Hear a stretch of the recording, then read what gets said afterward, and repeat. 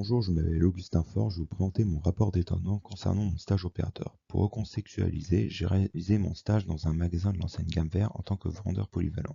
Pour ce qui est du magasin lui-même, il est situé à Varcelay-Rissé, qui est une commune dans l'arrondissement de Grenoble, dans la campagne, et constitue l'un des seuls magasins de jardinerie des environs, et donc occupe une place de choix pour vendre ses produits. Gamme Vert, si vous ne connaissez pas, c'est une enseigne de jardinerie spécialisée dans le libre service agricole, l'animalerie, la décoration et les produits de terroir. Aujourd'hui, l'enseigne est très réputée. C'est le premier réseau de jardinerie en France avec près de 900 magasins répartis sur le territoire. L'enseigne met beaucoup en avant le respect de l'environnement grâce à la promotion des circuits courts, la valorisation du terroir et du savoir-faire ou encore le respect de la souveraineté. Prendre mes marques au sein de l'entreprise fut moins difficile que je m'y attendais. Lors de ma première journée, on m'a confié la tâche de faire du facing dans le rayon animalerie. Le facing, c'est le rangement des articles en les avançant sans laisser d'espace vide pour donner une impression d'abondance. Ce fut une tâche très longue, toutefois elle me laissait beaucoup d'autonomie. Je pouvais aller en rythme, faire la connaissance de mes collègues et apprendre l'agencement du rayon.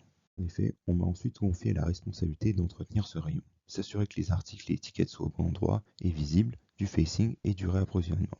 Sinon, il arrive souvent de suspendre la gestion pour venir en aide aux collègues. Généralement, les responsables m'ont confié des missions prioritaires, notamment des réceptions. On nous livre une palette et on vérifie la quantité des articles avant de les mettre en rayon. C'est ainsi que s'organise le travail de vendeur. Les collègues travaillent en autonomie, puis alternent d'une tâche à l'autre afin d'apporter de l'aide. Ainsi, au sein de l'équipe, régnait une bonne entente et une grande complicité. C'est aussi rendu possible par le nombre réduit d'employés, mais aussi car le recrutement met plus en avant le savoir-être plutôt que le savoir-faire. C'est pourquoi, lorsqu'il n'y a plus rien à faire, on propose de l'aide aux autres collègues. Avec cette mentalité, mes collègues m'avaient donné un accueil très chaleureux, et ce malgré ma grande timidité. Les collègues ont toujours été disponibles pour m'aider, pour répondre à mes questions, pour me former, pour m'expliquer, et ils sont toujours venus vers moi pour vérifier si je m'en sortais.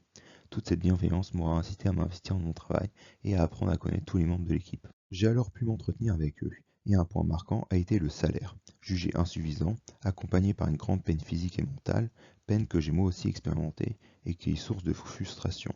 Néanmoins, ils embrassent la liberté que leur offre leur travail. Ils disposent d'une très grande autonomie dans la priorisation des tâches et vis-à-vis des pauses, mais aussi ils ne restent pas derrière un bureau. Au-delà de cela, ils se sont orientés dans cette voie pour une raison. Certains ont choisi cette chaîne de magasins par passion pour les produits vendus, comme par exemple le jardinage, ou alors par intérêt dans le domaine de la vente, qui réside dans la relation client-vendeur. On tire de la satisfaction dans le fait de venir en aide aux clients, que ce soit en le redirigeant, prodiguant des conseils ou en le guidant dans les rayons. Personnellement, gérer les clients était difficile pour moi en raison de mes lacunes dans la connaissance du magasin, me rendant incapable de conseiller les clients qui venaient à moi. Pour apprendre, j'ai dû écouter les explications que donnaient mes collègues lorsque je leur redirigeais des clients. Mais ma progression fut lente et ces difficultés étaient très frustrantes pour moi. Malgré tout, j'appréciais rendre service aux clients lorsque j'arrivais à aider seul.